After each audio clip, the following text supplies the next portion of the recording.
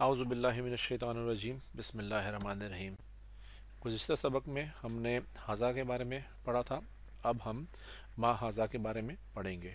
اور حاذا کا مطلب تھا کہ جو حاذا بیسیکلی اشارہ کرتا تھا کسی چیز کی طرف، جیسے حاذا قلمن، یہ قلم ہے۔ اب یہاں پہ ہم ایک نیا ورڈ اس کے ساتھ ملا کے پڑھنے جا رہے ہیں جو کہ ہے ما حاذا۔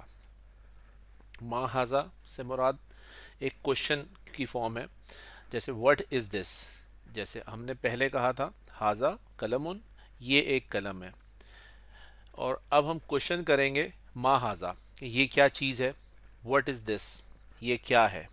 تو ہم اس کا آغاز کرتے ہیں۔ ما حاذا، یہ کیا ہے، واٹ از دس۔ حاذا بیتن، یہ گھر ہے، دس از اے ہاؤس۔ ما حاذا، حاذا مسجد، یہ مسجد ہے، دس از اے ماسک۔ ما حاذا، حاذا باب، یہ دروازہ ہے، دس از اے ڈور۔ ما حاذا، حاذا کتاب، یہ کتاب ہے، دس از اے بک۔ ما حاذا، حاذا قلم، یہ قلم ہے، دس از اے پین۔ ما حاذا، حاذا مفتاح، یہ چابی ہے، دس از اے کی۔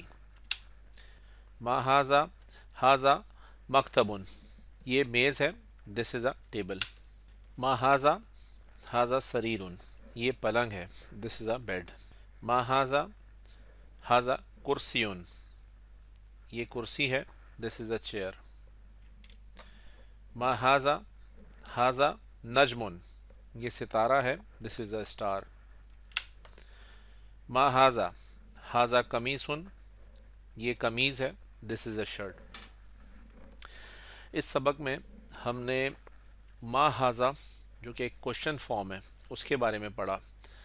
تو کل تک ہم اشارہ کے بارے میں دیکھ رہے تھے، جیسے حاذا کتاب، یہ ایک کتاب ہے، لیکن آج ہم نے سوال کرنے کے بارے میں بھی دیکھا کہ اگر ہمیں کوئی چیز نہیں پتہ، کسی چیز کے بارے میں ہمیں جاننا ہے اور وہ چیز سامنے ہے، تو ہم پوچھ سکتے ہیں ما حاذا، یہ کیا ہے، کسی بھی چیز کی طرف اشارہ کر کے۔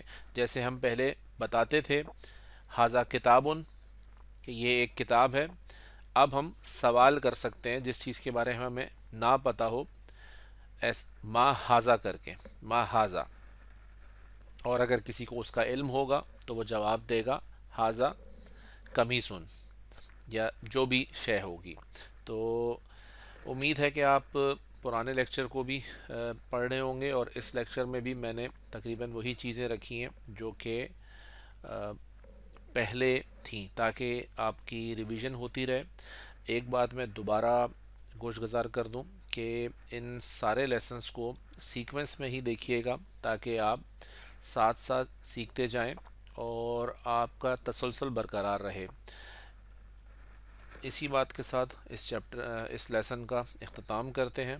جزاک اللہ خیر، اللہ حافظ۔